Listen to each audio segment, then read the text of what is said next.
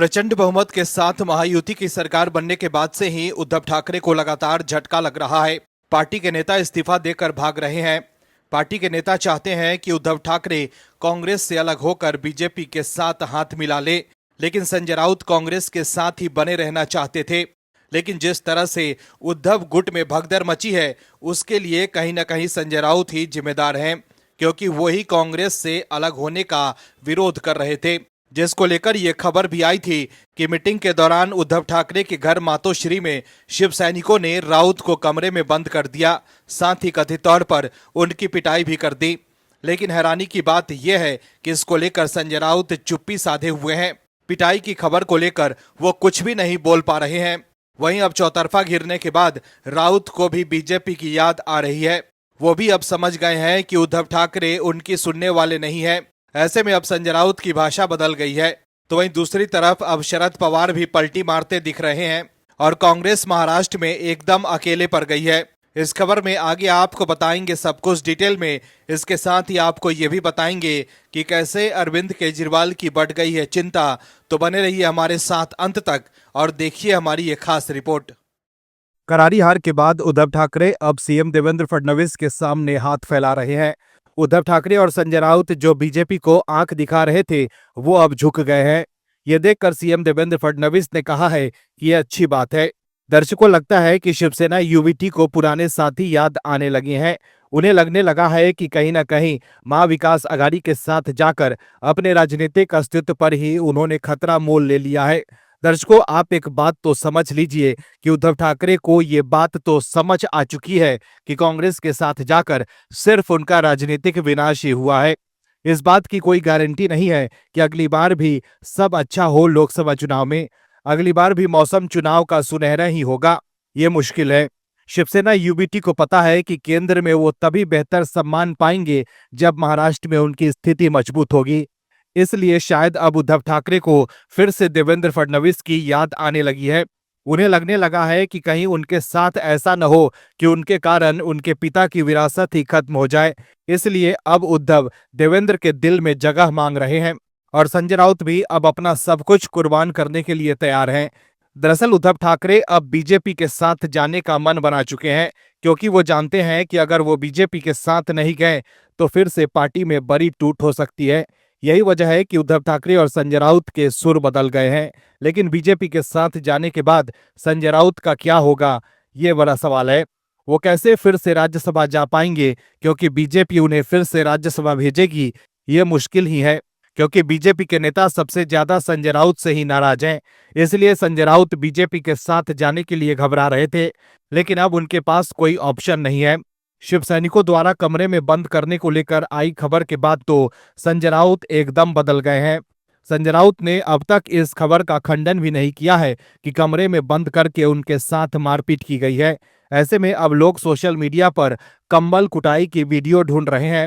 हालांकि अब वो समझ गए हैं कि अगर बीजेपी को लेकर अपना स्टैंड नहीं बदला तो अब पार्टी से भी भगा दिया जाएगा। ऐसे में अब राउत ने यू टर्न ले लिया है। उद्धव ठाकरे जानते हैं कि 2019 में भी जब उन्होंने कांग्रेस से हाथ मिलाया था, तब भी उनकी पार्टी के विधायक और नेता उनसे ये कहते थे कि हमें बीजेपी के साथ जाना चाहिए। लेकिन संजय राउत के कहने पर ही उद्धव ठाकरे कांग्रेस के साथ ही बने रहे। लेकिन अब उद्धव ठाकरे संजय राउत की एक नहीं सुन रहे हैं। यही वजह है कि संजय राउत ने गढ़चिरौली का जिक्र करते हुए महाराष्ट्र के सीएम देवेंद्र फडणवीस की तारीफ की। इसके बाद कई तरह के कयास लगाए जा रहे हैं। लोगों के मन में सवाल आ रहा है कि क्या उद्धव गुट सरकार में शामिल हो जाएगी। दरअसल मुखपत्र सामना के संपादकीय में पार्टी ने सीएम फडणवीस को देवा भाऊ कहा है। पार्टी ने फडणवीस की सराहना कर 2019 में अविभाजित शिवसेना के बीजेपी से अलग होने के बाद एक सकारात्मक उदाहरण पेश किया है। करीब 2 सप्ताह पहले उद्धव ठाकरे ने नागपुर में सीएम देवेंद्र फडणवीस से मुलाकात की थी। इसके साथ ही उद्धव के बेटे आदित्य भी कई बार सीएम देवेंद्र फडणवीस से मुलाकात कर चुके हैं। साल 2019 में अविभाजित शिवसेना और बीजेपी के बीच गठबंधन टूटने के बाद उद्धव और फडणवीस के बीच संबंध खराब हो गए थे। वहीं उद्धव ठाकरे गुट के द्वारा प्रशंसा किए जाने के बारे में जब सीएम देवेंद्र फडणवीस से सवाल किया गया तो उन्होंने बहुत ही सहजता से जवाब दिया। उन्होंने कहा, यह अच्छी बात है, धन्यवाद। महाराष्ट्र विधानसभा चुनाव में उद्धव ठाकरे गुट का प्रदर्शन बहुत ही खराब रहा। इसके बाद मुंबई के बांद्रा स्थित ठाकरे आवास मातोश्री में मंथन किया गया। वहीं खबर आई कि इस दौरान यूबीटी सांसद संजय राउत और पार्टी कार्यकर्ताओं के बीच बहस भी हुई और फिर गुस्साए पार्टी कार्यकर्ताओं ने कथित तौर पर उन्हें एक कमरे में बंद कर दिया था। इसके बाद ही संजय राउत ने यू टर्न ले लिया। दर्शकों, महाराष्ट्र विधानसभा चुनाव में बीजेपी ने 132, शिवसेना एकनाथ शिंदे ने 57 और एनसीपी अजित पवार ने 41 सीटें जीती। वहीं कांग्रेस के नेतृत्व वाला महाविकास अघाड़ी गठबंधन को 46 सीटों पर ही संतोष करना पड़ा। शिवसेना यूबीटी 20 सीटें ही जीत पाई, जिसके बाद से ही उद्धव गुट के नेता चाहते हैं कि वो बीजेपी से हाथ मिला ले। महाराष्ट्र की राजनीति में लगातार हलचल देखी जा रही है। उद्धव ठाकरे और शरद पवार समझ गए हैं कि सीएम देवेंद्र फडणवीस ही असली चाणक्य हैं। सीएम फडणवीस से पंगा लेने वाले उद्धव ठाकरे अब उनके शरण में जा चुके हैं। उद्धव ठाकरे ने सीएम फडणवीस के आगे सरेंडर कर दिया है। महाराष्ट्र में अब हर तरफ देवा भाऊ का नाम गूंज रहा है। उनके विरोधी भी अब उनके सामने नतमस्तक हैं। वहीं शरद पवार की राजनीति भी अब लगभग खत्म हो गई है। ऐसे में शरद पवार अपनी बेटी सुप्रिया सुले की सियासी भविष्य को लेकर काफी चिंतित हैं।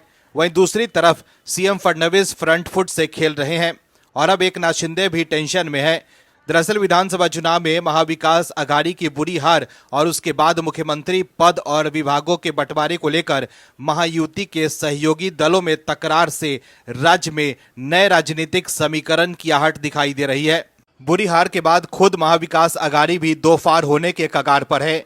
महाविकास अघाड़ी में कांग्रेस पार्टी और उनके दो अन्य दलों शिवसेना यूबीटी और एनसीपी शरद गुट कई मुद्दों पर एक राय नहीं है। सार्वजनिक तौर पर ये एक दूसरे के खिलाफ बयानबाजी कर रहे हैं। ऐसे में कांग्रेस के नेतृत्व वाले महागठबंधन में इनके लिए बहुत संभावना नहीं दिख रही है। दूसरी तरफ सीएम देवेंद्र फडणवीस महायुति की सहयोगी शिंदे की शिवसेना की ओर से विभागों के बंटवारे में कड़ा मोलभाव करने के कारण असहज हैं। सरकार गठन और उसके बाद विभागों के बंटवारे में हुई लंबी देरी इसके प्रमाण है। ऐसे में दर्शकों, दोनों ओर से परिस्थितियां ऐसी बनी है कि उनको एक दूसरे की जरूरत महसूस होने लगी है। बीजेपी इस वक्त महाराष्ट्र में शासन प्रशासन में कोई हस्तक्षेप नहीं चाहती। दूसरी तरफ कुछ ही समय बाद बीएमसी चुनाव है। इस चुनाव में महायुति के भीतर एक बार फिर तकरार की संभावना है, क्योंकि शिंदे की शिवसेना यहां खुद को बड़ा भाई बनाने की कोशिश में है। दूसरी तरफ बीजेपी शानदार जीत के बाद अपनी जमीन सहयोगी दलों के लिए छोड़ना नहीं चाहती है। ऐसे में आने वाले वक्त में महायुति के भीतर खटास की संभावना से इनकार नहीं किया जा सकता है।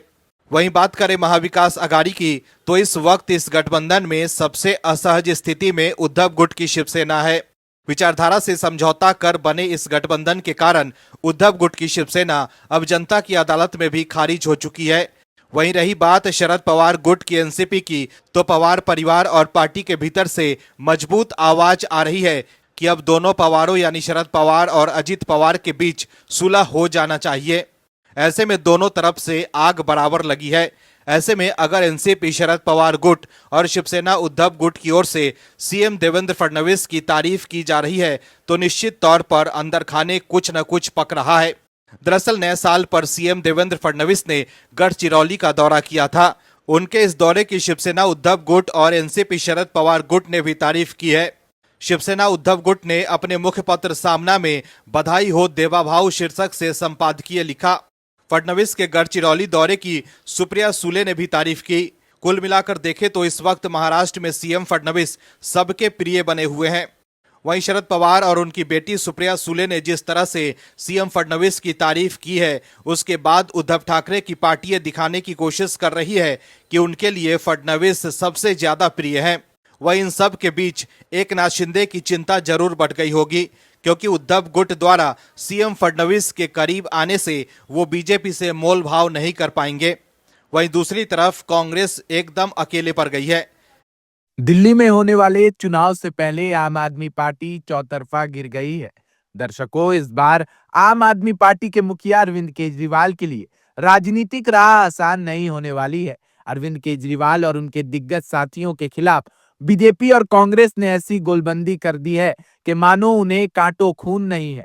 अरविंद केजरीवाल सोच रहे होंगे कि इस बार कैसे दिल्ली की सत्ता तक पहुंचा जाए, क्योंकि इस बार जहां कांग्रेस अपने पुराने जनाधार को फिर से अपनी तरफ मोड़ने की कोशिश कर रही है, तो वहीं बीजेपी 3 दशक का सूखा खत्म करने के लिए चुनावी मैदान में है। इस बार अरविंद केजरीवाल के लिए जीत की राह आसान नहीं है।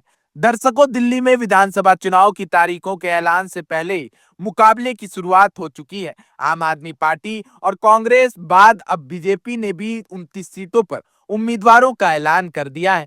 बीजेपी की पहली लिस्ट के बाद कई सीटों पर तीनों ही दलों के लड़ाके सामने आ गए हैं। आप मुखिया अरविंद केजरीवाल, उनके दाएं हाथ मनीष सिसोदिया और मौजूदा सीएम आतिशी के खिलाफ मुकाबले की तस्वीर साफ हो गई है।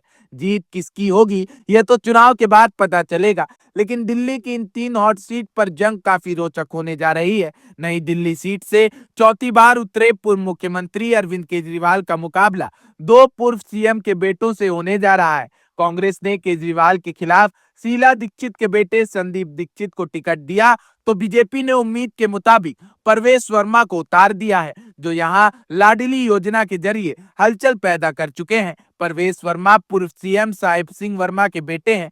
छात्र नेता से सांसद तक रह चुके परवेश वर्मा एक तेज तर्रार नेता हैं। वहीं संदीप दीक्षित अपनी मां शीला दीक्षित के गुडविल और सहानुभूति के सहारे केजरीवाल की मुश्किल बढ़ा रहे हैं।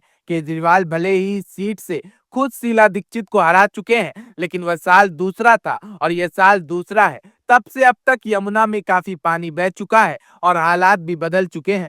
भ्रष्टाचार विरोधी आंदोलन की कोख से जन्मे अरविंद केजरीवाल ने तब शीला दीक्षित पर भ्रष्टाचार के आरोप लगाते हुए उन्हें चुनौती दी थी और अब वह अपनी ईमानदारी का सर्टिफिकेट मांगने उतरे हैं। लेकिन कांग्रेस और बीजेपी के उम्मीदवारों के सामने आने के बाद जंगपुरा की जंग भी आसान नहीं रह गई है। कांग्रेस ने सिसोदिया के खिलाफ फरहाद सूरी को उम्मीदवार बनाकर पहले ही सिसोदिया के लिए मुश्किलें पैदा कर दी थी। अब बीजेपी ने पूर्व विधायक सरदार तरविंदर सिंह मारवा को टिकट देकर सही कसर पूरी कर दी। इस सीट पर मुस्लिम और सिख वोटर्स की अच्छी आबादी है। बीजेपी और कांग्रेस ने दोनों समुदायों से उम्मीदवार देकर सिसोदिया की घेराबंदी की है। कांग्रेस के दिग्गज नेता रहे मारवा 3 बार जंगपुरा से विधायक रह चुके हैं।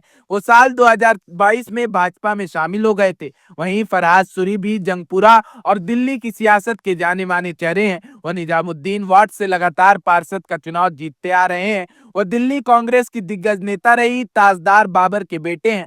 सूरी की मां 2 बार विधायक भी रही हैं। दिल्ली के मुख्यमंत्री आतिशी को भी कालकाजी सीट पर घेरने की पूरी तैयारी की गई है। कांग्रेस ने एक दिन पहले ही उनके खिलाफ तेज तर्रार महिला नेता अलका लांबा को उतारा, जो अब भाजपा ने यहां पूर्व सांसद रमेश बिधूड़ी को उम्मीदवार बनाने की घोषणा की है। रमेश बिधूड़ी दिल्ली दक्षिण के कद्दावर नेता हैं और यहां आम लोगों के बीच उनकी मजबूत पकड़ है। करीब 11,000 वोटों से कालकाजी सीट से पिछले चुनाव में जीत हासिल करने वाली आतिशी को इस बार 2 त्रिकोणीय मुकाबले का सामना करना पड़ेगा। यदि अलका लांबा यहां भाजपा विरोधी वोटों में बिखराव करने में कामयाब रहे तो आतिशी के लिए मुश्किलें बढ़ सकती हैं। दोस्तों, जिस तरह से गोलबंदी की गई है अरविंद केजरीवाल की, उससे एक बात तो साफ है कि इस बार केजरीवाल कहीं अल्पमत के जाल में ना फंस जाए। Bureau report OMH news. आप दर्शकों से विनम्र निवेदन है कि चैनल को सब्सक्राइब जरूर करें